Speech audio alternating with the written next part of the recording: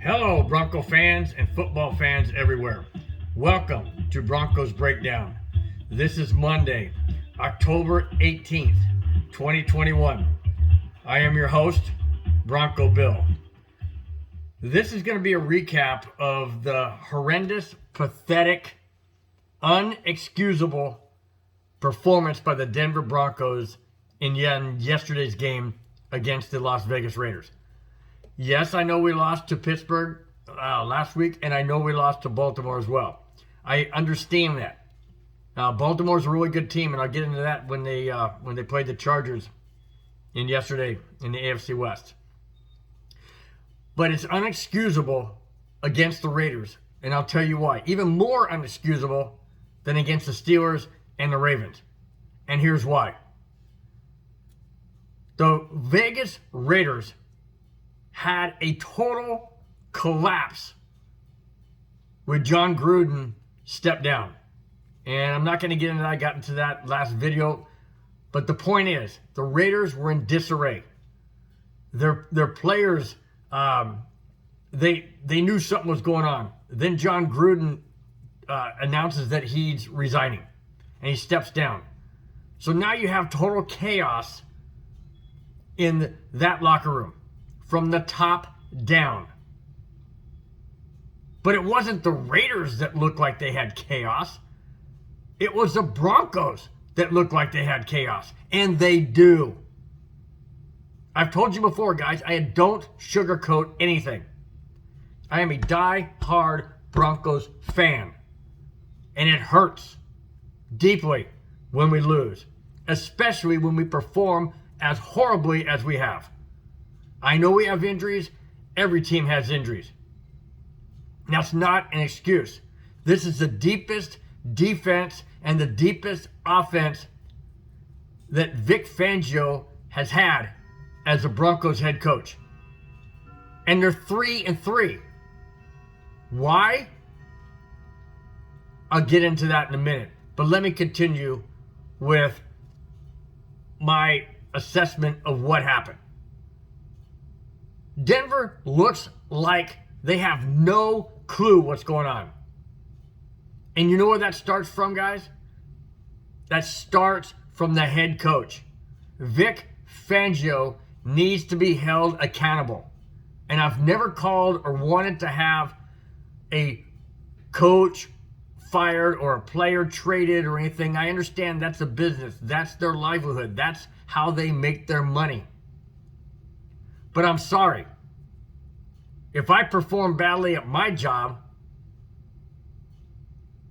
I wouldn't expect to stick around. I have to do my job the best I can. And Vic Fangio, in my opinion, is not a head coach caliber person. He's a great defensive coordinator. Wade Phillips was a great defensive coordinator. But he wasn't that good of a head coach. There's a difference. When you're a head coach, you're in charge of everything. You oversee everything. You are in charge of everything. Vic Fangio is not head coach material. And we have to get rid of Pat Shurmur as well. His offensive play calling is horrendous. I mean, who's our offensive line coordinator, or not coordinator, coach? Who's our offensive line coach? Our offensive line looks pathetic. I mean, absolutely pathetic. Teddy Bridgewater has no time at all to throw. And our running game, sadly, is going backwards as well.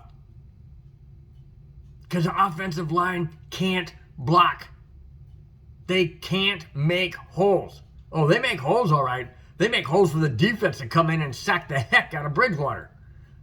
Or get our running back behind the line of scrimmage. Yeah.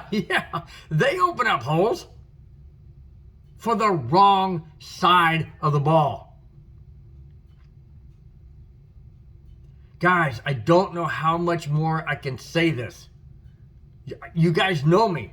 I'm not going to say and say, oh, the Broncos, they'll come around. It's okay. It's just one of those weeks. Bull crap. It's not one of those weeks. It's not even one of those years. This has been 5 years now, 6 years in the making since the Broncos won Super Bowl 50. Because remember, guys, yes, the Super Bowl is in 2022. The Broncos won Super Bowl 50 in 2016. That makes it 6 years. Okay, so I do know my math. It's been 6 years. And this Bronco team continues to go backwards. Yes, it has a lot to do with no ownership. Yes, it has a lot to do with player personnel and who we've drafted in the past. I get that. I know where it comes from. But it has to change. And it needs to change now. I'm almost on the mindset, and I know you guys, I hope you're sitting down when I say this, because if you've listened to any of my videos or watched any of my videos, you know what I'm about to say is something that I unless I'm in this situation and the Broncos are in this situation, I would never say this. So here it goes. Sit down if you're standing up. I'm almost in favor of putting Drew Lock, yes, you heard me correctly, almost in favor of putting Drew Lock as our quarterback for the rest of the season and see how he does. Teddy Bridgewater has gotten beat up. He's gone through concussion protocol. He's running for his life. Yes, he's got legs. Yes, he's got mobility. But he also has no time to throw it.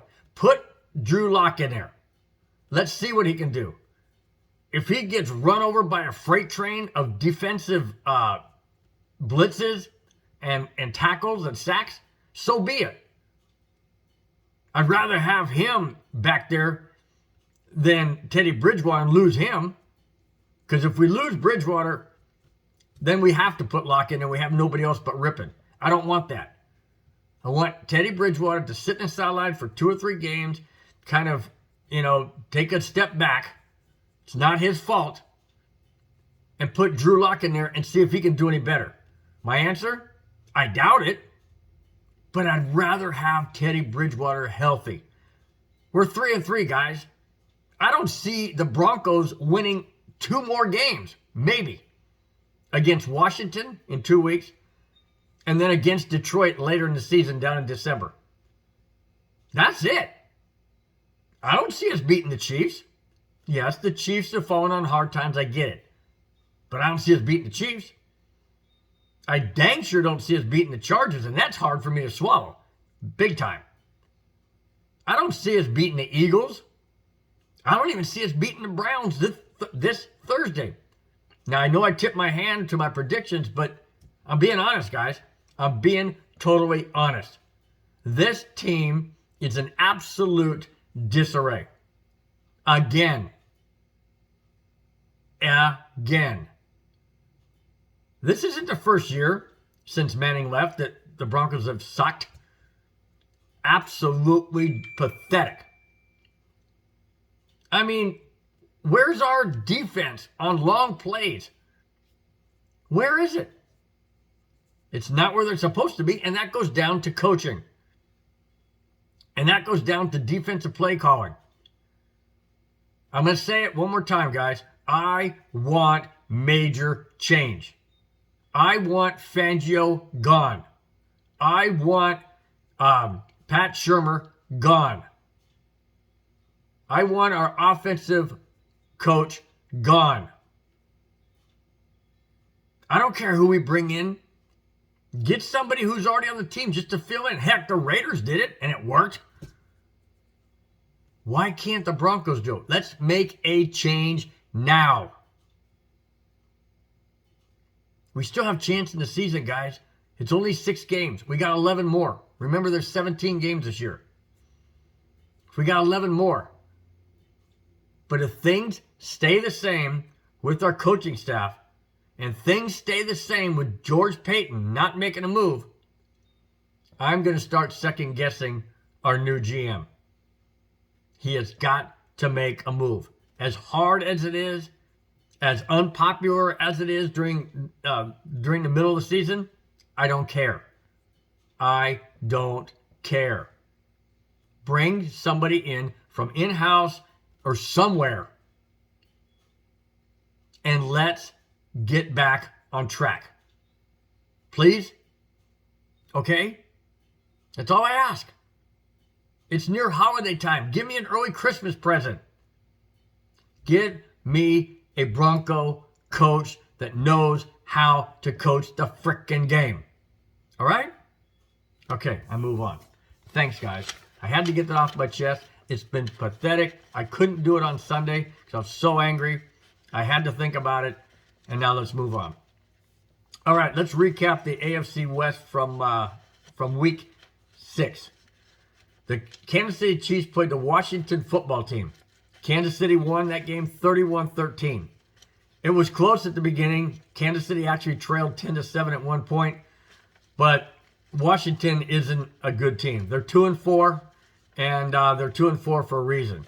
And even though the Chiefs have stumbled, it looks like they may be coming back around to the Chiefs that the AFC West is unfortunately known the last several years.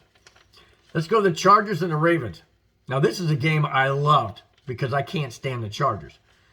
So, for various reasons, and like I said before, I'll get in a video about that at some time. The Chargers lost to the Ravens, thank goodness, 34-6. So maybe our loss to the Ravens didn't look that bad. I mean, it was bad, but 34-6. And that dropped the Chargers to 4-2, elevated the Ravens to 5-1. Let's go to the Raiders and Broncos. We already went through this. The final score was 34-24 Vegas, and that's all I want to say about that. I've already talked about the game enough. All right, let's go on to the predictions. Now, Denver plays Cleveland this Thursday as their only primetime game of the year. It's Denver at Cleveland. Now, Cleveland lost to the Cardinals 37-14 at Cleveland yesterday, Sunday. Now, does that mean that Denver has a chance to beat Cleveland? Now, Cleveland's 3-3. Denver's 3-3. And even though Cleveland lost at home, do I give the nod to Denver in this game? Come on, guys. Are you serious? Have you been watching the Bronco games? Do you really think I would pick the Broncos to beat Cleveland? This is probably the only time I've ever picked Cleveland to beat Denver. Ever. Going back to the 86 championship game. Or the 87 championship game. I've never picked Cleveland to beat Denver until this week. Because that's how bad I feel Denver's situation is. And I don't think it's going to get any better in 3 days. I mean, do you? I certainly don't. And I know Cleveland lost at home, but they're going to be more pissed off that they lost. So they're going to come out fired up. And they know Denver sucks right now. So they're going to want to take advantage of that. And yes, I'm harsh on Denver. I'm using harsh words because this team has proven to me that that's what they are. All right, let's move on. Kansas City at Tennessee on Sunday. The Chiefs beat Washington, and the Titans play on Monday night against Buffalo. So Titans play Buffalo tonight. So Tennessee is 3-2 right now. Kansas City is 3-3. Should Tennessee beat Buffalo in an upset, they would go to 3-3. But I still believe that Kansas City is going to win this game. I know they've struggled, but it's Patrick Mahomes. And I know it's at Tennessee, but it doesn't matter. I got a feeling that Kansas City is on the track to move upward and not downward. Tennessee's a tougher team than Washington. I understand that. But still, I put my check mark next to Kansas City because I feel that Kansas City is going to beat Tennessee. All right, let's go to the Eagles at the Raiders. Now, the Eagles are 2-4, and the Raiders are 4-2. Now, we know the Raiders beat Denver, blah, blah, blah. We're not getting into that. And the Eagles lost a close game to Tampa Bay, 28-22. Does that mean that the Eagles can beat the Raiders? Why not? Chicago Bears did at Vegas, and this game is at Vegas. Do I feel and believe the Eagles are going to win? No. And I'll tell you why.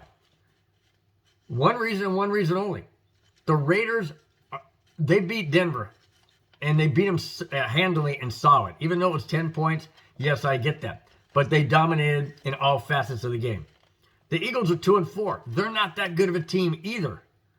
And the Raiders at home, coming off a win after a very disruptive week when John Gruden stepped down, I believe the Raiders believe this new guy they got.